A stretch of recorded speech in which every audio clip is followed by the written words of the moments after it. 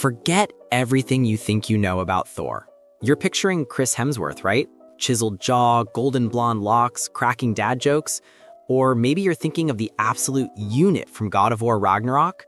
Well, Santa Monica Studios was actually way closer to the truth, but even they held back. So who is the real God of Thunder? Today, we're diving into the Eddas to uncover the lore-accurate, unsanitized history of the God of Thunder. Let's get mythical. First up, the aesthetic. Well, the OG mythological Thor wasn't a charming space Viking. The real Thor had fiery red hair, a massive red beard, and eyes that literally glowed with rage. He wasn't a pretty boy, he was a hulking, berserker, hyper-violent frat bro god with an insatiable appetite and a fashion sense that, well, let's just say it gets weird. And about Mjolnir, it's not a gracefully forged weapon. The handle is hilariously short. Why? Because Loki, being the ultimate trickster, turned into a biting fly and stung the dwarf Brokkr in the eye while he was forging it. Brokkr missed a pump on the bellows and boom, the handle came out looking like a glorified mallet. But here's the kicker. Thor is so strong, but Mjolnir is so heavy that he needed 2 magical items just to lift it.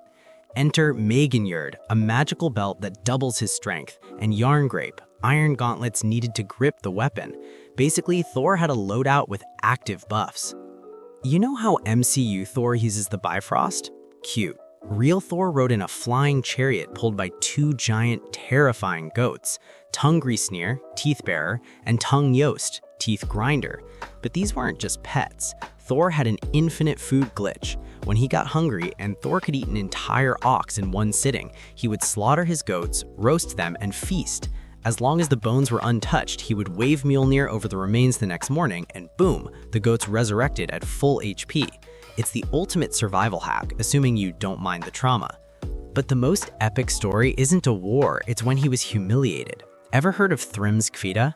So one day, Thor's hammer got stolen by the giant king, Thrym. The giant said, "I'll return the hammer if the goddess Freya marries me." Obviously, Freya refused. So what was the solution? The gods dressed Thor up in a wedding dress, complete with a veil, to disguise him as Freya. Can you imagine? The most masculine, muscular, bearded god wearing a bridal gown? At the wedding feast, the giant got suspicious. Why is the bride eating a whole ox and drinking 3 barrels of ale? Loki, disguised as a maid, was great at covering for him. "Oh, Freya hasn't eaten in a week because she loves you so much, Giant King." The moment the hammer was brought out to bless the bride, Thor immediately grabbed it, tore the dress, and slaughtered every giant in the hall. A Viking happy ending, full of blood. Finally, about his fate. In the movies, he has many enemies, like Thanos, Hela, but in the myths, Thor has only one arch-nemesis, Jormungandr, the giant serpent encircling the earth. Their fate is locked at Ragnarok. When the apocalypse comes, Thor isn't fighting an alien army. He has a one-on-one duel with the serpent. Thor succeeds in killing the snake, crushing its head with Mjolnir, but the serpent spews deadly poison. Thor manages to take only 9 steps away from the carcass before he finally falls dead from the venom.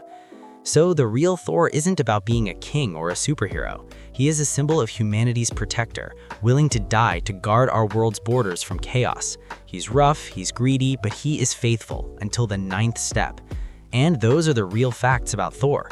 So, what do you think? Which version is the GOAT? MCU Thor, God of War Thor, or the absolutely chaotic mythological Thor? Drop your vote in the comments below, smash that like button harder than Thor smashes frost giants, and subscribe for more deep lore breakdowns.